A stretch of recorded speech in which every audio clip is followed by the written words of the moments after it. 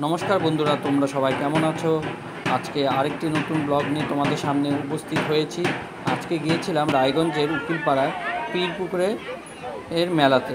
সেখানে মোম দিলাম, ভেতরের দৃশ্যটা তোমাদের দেখাতে পারলাম না, তার জন্য দুঃখিত। সেখানে প্রচুর লোক প্রচুর জিনিস নিয়ে বসেছিল। আমি, আমার মেয়ে এবং আমার ওয়াইফ গিয়েছিল। এবং এগুলো হচ্ছে ঘোড়া, যেগুলো হচ্ছে পীরের ওখানে দেওয়া হয়। তার সঙ্গে ছিল বাচ্চাদের জন্য খেলনাবাটি, নানা রকম খুঁটি, যাকে বলে যার মধ্যে পয়সা ঢালা হয়। আমি এই কাকিমার কাছ থেকে ঘোড়া নিয়েছিলাম, খুব কম দামে নিয়েছিল। হ্যাঁ, সবাই নানা রকম জিনিস নিয়ে বসেছিল, চারিদিকে নানা রকম খাবারের দোকানও বসেছিল, বেশ ভালো লাগছিল। এবং সেখানে গিয়ে বেশ মজাই করলাম। এবং এই কাকিমার দোকান থেকে জিলিপিও নিলাম এবং খুরমাও নিলাম বাড়ির জন্য। বেশ টেস্টি ছিল, তোমরাও ট্রাই করে দেখতে পারো এই মেলাতে আসলে। এই মেলাটা হচ্ছে অনেক বছরের পুরনো মেলা এবং সবাই যায় এই মেলাতে। এই মেলা নানা রকম লোক নানা রকম জিনিস নিয়ে বসেছিলো, বেশিরভাগই বাচ্চাদের খেলনা। হ্যাঁ, এবং দেখো এই পুতুলগুলো কতটা সুন্দর ছিল।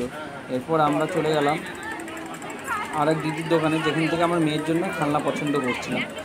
এবং একটা খেলনা নিলাম, মোবাইল নিলাম এবং একটা ঝুনঝুনি নিলাম। সেখান থেকে আমরা চলে গেলাম ফুচকার দোকানে। আমার ওয়াইফ সেখানে ফুচকা খাচ্ছে, দেখতেই পাচ্ছ। ফুচকাটা খুব টেস্টি ছিল, কিন্তু শেষ হয়ে গেছিলো জন্য কোনো জলের ব্যবস্থা ছিল না। শুধু ফুচকায় আলু সেদ্ধ দিয়ে খাচ্ছিল। এবং আমিও ভাবছিলাম যে কী খাই। এরপর আমরা চলে গেলাম চপের দোকানে।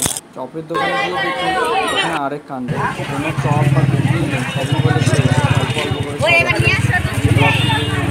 আর ভালো লেগে